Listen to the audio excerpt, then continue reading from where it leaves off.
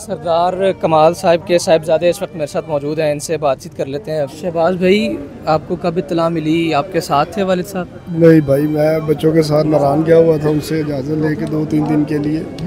तो वहाँ पे मुझे लास्ट कॉल उनकी बात हुई मेरी, तो 8 मिनट बाद मुझे फिर उनके नंबर से कॉल आती है और वो 1122 के नुमाइंदे थे। वो कहते जी उनकी डेथ हो गई है। तो मुझे तो यकीन नहीं आया, मेरे वो ज़मीन पाँव तलों निकल गई। आप लैंड स्लाइडिंग में फंसे हुए थे कहीं नॉर्दर्न एरिया? जी जी बिल्कुल, वो जो बालाकोट इशू बना हुआ उसकी वजह से वहाँ पे स्टक हुए थे। वो बड़ा आप अपनी फैमिली के साथ ज़ाहिर गए हुए? जी जी। जब आपको इत्तला मिली फिर आप कैसे वहाँ से यहाँ तक सफ़र किया? ज़ाहिर रास्ता ही नहीं कटता बंदे का। क़यामत की घड़ी कहने के हम पे बर्पा होगी, तो बड़ा मुश्किल हमने वो सफ़र काटा है। 24 घंटे की वो ट्रैवलिंग करके सुबह पहुँचा हूँ, तो आके अपने वालिद साहब से वो हमें छोड़ के चले गए। बहुत ही अच्छे इंसान थे, बड़े अच्छे दोस्त थे मेरे।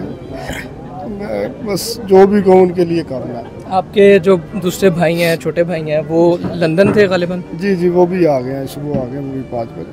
ठीक है। तो आपकी आखिरी जो बातचीत उनसे हुई, उन्होंने आपको कोई तलकीन की, कोई नसीहत की? वो समझा ही रहे थे कि बस यार सफ़र आराम से करो, ध्यान से आओ, खैर से वापस आ जाओ। तब भी दुआएं दे रहे थे बस। बाप बेटे का जो ताल्लुक़ है वो तो ज़ाहिर है बड़ा एक दोस्ती वाला होता है, तो वो आपको भी जुगते वगैरह किया करते थे? सर मैंने बताया ना कि फ्रेंडली माहौल था उनका मेरे साथ, नहीं जितने उनके जूनियर सीनियर सबके साथ वो बड़ा शफकत वाला आता उनका। आप दोस्त थे उनके?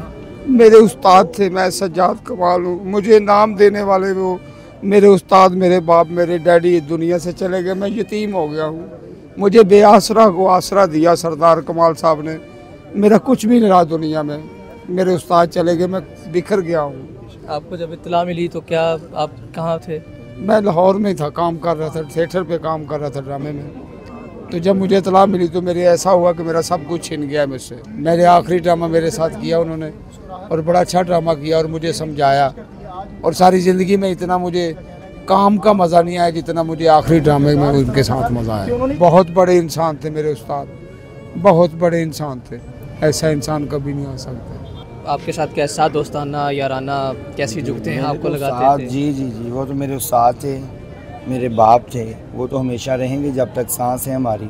मगर वो ये है कि ये सदमा, ये जो खला है, ये जो स्पेस आ गई, ये कभी ख़त्म नहीं हो सकती। ये बहुत बदकिस्मती कह रहे हैं, बाकी है तो अल्लाह पाक का हुक्म।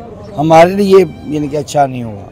एक बड़े एक मोस्ट सीनियर फरिश्ते की शक्ल में इंसान, उस्ताद की शक्ल में एक बाप, इनके बहुत ज़्यादा रिश्ते जो हम खो बैठे हैं। आपकी उनकी आखिरी बातचीत क्या हुई? आखिरी 9 मुहर्रम राम शहजादा अली अकबर की हम अज़ान सुन रहे थे। बस उसमें हमेशा गाइड ही किया उन्होंने कि बस यही सारा कुछ है। मौला मौला करें, अल्लाह को याद करें, अहले बैत का जिक्र करें। काम के हवाले से तो वो डिस्कस करते ही रहते थे, समझाते ही रहते थे, मगर इंसान बहुत अच्छे थे। दोस्ती रही आपके साथ, काफ़ी अर्सा परफॉर्म भी किया उन्होंने, स्टेज शेयर किया। तो थे सरदार साहब, बहुत अच्छे आर्टिस्ट थे। लेकिन मैं ये कहूँगा आर्टिस्ट अच्छा होना कोई इतनी बड़ी बात नहीं है, इंसान बहुत बड़े थे।